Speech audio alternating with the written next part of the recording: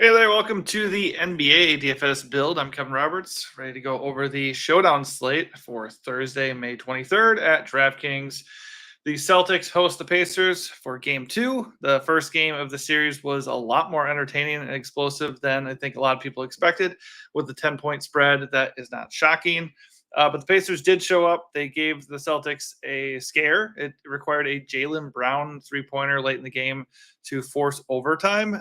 Boston did prevail, took game one, but it seems like we have to take the Pacers seriously here. I will say that the first two playoff series for Boston, game two was a bloodbath for the opponent, or for Boston rather, because the opponent just went nuts shooting threes. Because Indiana showed up and gave them a scare, though, it's possible that is something that we deviate from a little bit here, and maybe Boston, takes it more seriously at home and goes up 2-0. But it's a showdown slate. Banking on a blowout is kind of silly. We don't have anywhere else to go, so we just want to play the best plays available. That said, I will touch on that a little bit just because, if some of the values are going to be low owned and the game does blow out, then we can look at them a little bit more than we probably normally would.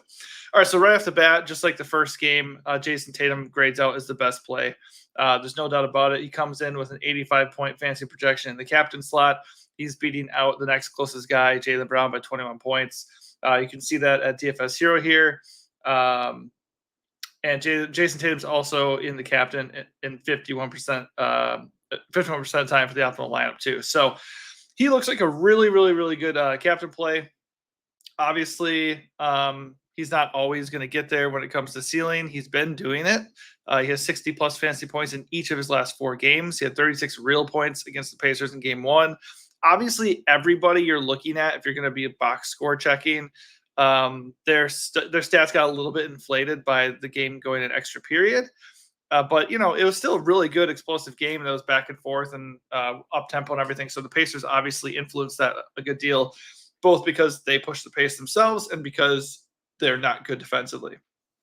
A lot of guys had success that I was high on. Obviously, I just went in assuming the game was going to be close. There's really no reason to prepare for a blowout at a high level. You absolutely, if you're running a lot of lineups, you definitely can and should just approach it from like, oh, this game might not be very close, or these guys might struggle, so who's going to benefit in that scenario?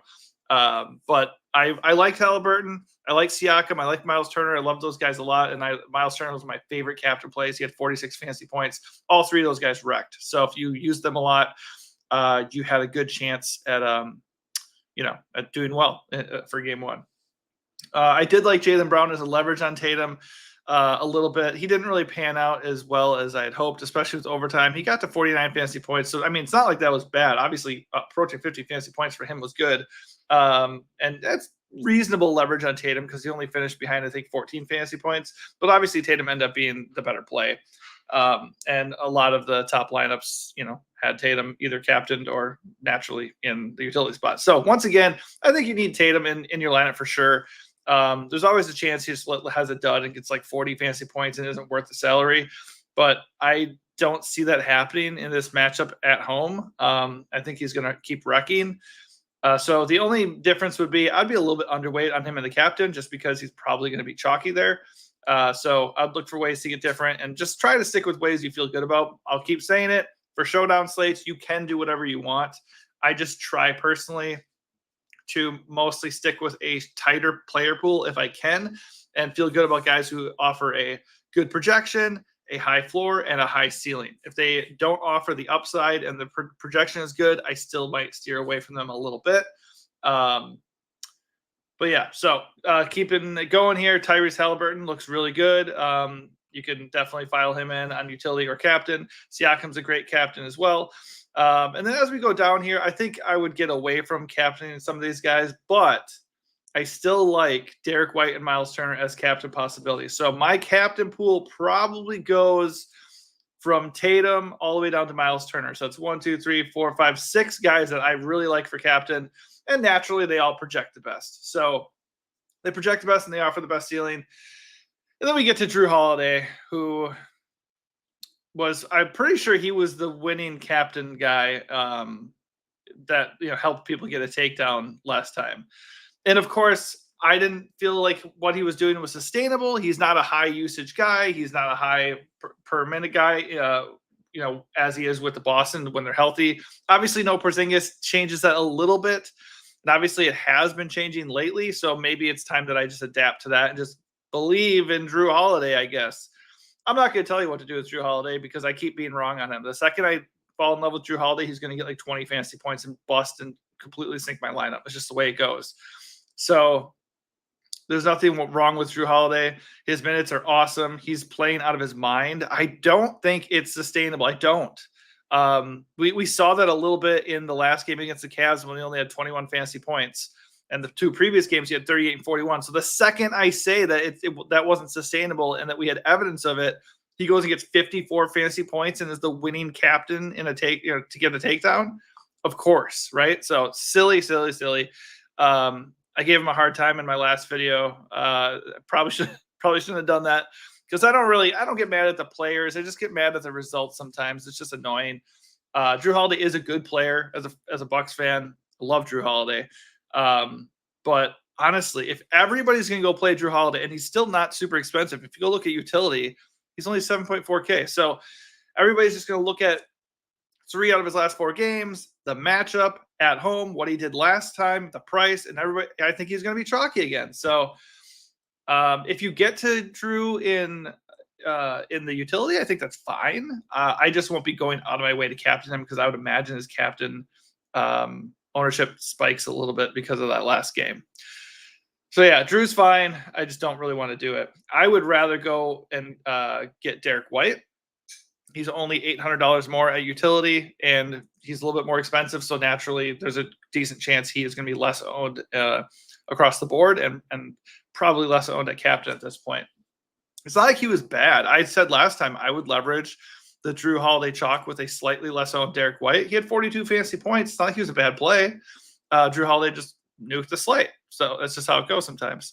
Honestly, pretty much everybody I suggested was a solid play. They all worked out. The only thing I did wrong in that slate was I wasn't head over heels for Jrue Holiday, and I didn't have him captain everywhere. So if I went into the night like locking Jrue in the captain slot, I would have obviously done very well, and so would have everybody else. So my apologies for steering you away with the Jrue Holiday unsustainability hate.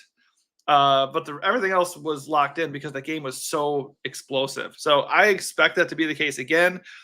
Your call on whether you think Jrue Holiday's numbers are going to keep going like that. My gut is no. So I personally will remain underweight on Jrue Holiday. If you don't want to trust my instinct there, do what you got to do with Jrue Holiday. Working down the line, guys like Al Horford, TJ McConnell, Aaron Nesmith, Andrew Nembhard, those 4 dudes, and even Jrue Holiday, like I said, they are viable in the captain slot, undeniably. They're not going to be owned in the captain slot. And aside from TJ McConnell, they all do get really good minutes. If they're avoiding foul trouble, they're all going to get about 35 minutes in a competitive game, maybe more. I mean, Al Horford, the corpse of the ancient Al Horford, got 40 minutes in the last game. Obviously, in the playoffs, he has not been a high usage guy. He's not been a really great per minute guy in the playoffs. He had that crazy 58-point fantasy game. And I was just saying, he's still a good play. Last time I talked about Boston, I said he's a good play, but there's no way he's getting 58 fantasy points again. He's going to come back down to earth to some degree. You can play him because he's a good price especially for utility, but he's not. Just don't expect the world. And I literally said you can expect for 30 to 35 fantasy points, and he got 31. I think that's about what you can expect here again. So if nobody else goes crazy, sure, you could get away with Al Horford in the captain slot because nobody's going to play him in the captain slot because he just lacks, a true ceiling. So he's fine there, but I much prefer him at utility. Same goes for Aaron Nesmith and Andrew Nembhard. They would just need like crazy outlier explosion games to really pan out in the captain slot. And by the way, what did I say yesterday about the T-Wolves Showdown Slate? I said, there's no way Jaden McDaniels can do that again, right? And sure enough, freaking Jaden McDaniels and Jrue Holiday every time. So what have we learned? What have we learned really? We've learned always captain Jrue Holiday and Jaden McDaniels, right? So If we want to go against my logic there, you certainly can try that, or just be like super overweight on them and let the lineup optimizers kind of push you in the right direction. Go, by all means, go for it. I'm definitely going to do a sprinkling of those guys for sure, because I don't want to be completely fading them. But yeah, it's just annoying to see. So if you think, even if you think it's going to be a blowout, I don't really want to go any deeper than that as far as my captain slot goes. Obi Toppin, Peyton Pritchard, Ben Shepherd, those guys are all going to get minutes off the bench. But I don't trust them as captain plays at all. Like, it would have to be like a 40-point drubbing for that to even remotely make sense. Or like they would have to come out and shoot like 10 for 12. You're just really banking on an outlier performance that isn't very likely, I think. Now, those guys are capable of doing that, but if you're looking at 150 lineups or something, I would be very light with those guys in the captain. All right, let's just go over to utility in general. If we're looking at price for utility, if we go down, I'd say my favorite values for utility remain the same guys that we talked about last time. It's going to be TJ McConnell, Andrew Nembhard, and Aaron Nesmith. It really comes down to picking which one or two of those guys actually is going to hit. I said, they're all going to be similar. They're going to come out with similar price, similar projection, similar floor, similar ceiling. The guy who probably has the best ceiling is, literally the best ceiling of those guys is TJ McConnell. And the funny thing is, he's the one who's going to play the fewest minutes, but he's the best per minute guy. So if you're going to play one of them in the captain slot, I'd probably go with TJ McConnell. If you're going to pick one in general, I think I would continue to go TJ McConnell. The only issue is he doesn't see as many minutes as those guys do. But all three are viable. And, as I suggested, could be the case. All three had about the same production. All were at like 25 fantasy points in the first game of the series, which is a little bit disappointing considering, Nembhard had 35 minutes. McConnell got 25. See, like he's going to play like 10 fewer minutes than both these guys. And Aaron Nesmith got 40, and he only had 25 fantasy points. So, and he fouled out. For utility, you can absolutely look at Peyton Pritchard, Obi Toppin, and Ben Shepherd. Ben Shepherd got 17 minutes in game one, was not very productive with only 7 fantasy points, but he's only 2.8K. Even Isaiah Jackson at 2.2K is worth a shot on a showdown slate. 4 minutes in a game that went into overtime is very discouraging, though. So it's possible he doesn't really have a role in this series. But it's a showdown slate, and he's 2.2. So I don't mind getting a little bit to him. Right now, we don't have ownership projections at any site that I've looked at, let alone DFS Hero here, which, by the way, you can get a 50% off discount if you have not tried them yet. You can hit the link in the video description below. But yeah, I would prefer Ben Shepherd over Isaiah Jackson for sure. I don't think that $600 savings is really going to move the needle too much for me. If you think that the game's going to blow out, you can certainly look at Sam Hauser. 9 minutes in game one. Luke Cornett, 13 minutes in game one. I prefer Luke Cornett here just because he's the only other big behind Al Horford. So he's going to probably get minutes regardless, like 10 to 15 minutes off the bench. So at 3.4, he looks like a pretty decent value. I think I would still prefer Ben Shepherd over him. But they're both in play. Obi Toppin is probably my favorite guy in that range. He's probably going to play 20 plus minutes off the bench, and he can get hot as a scorer. So he looks pretty good.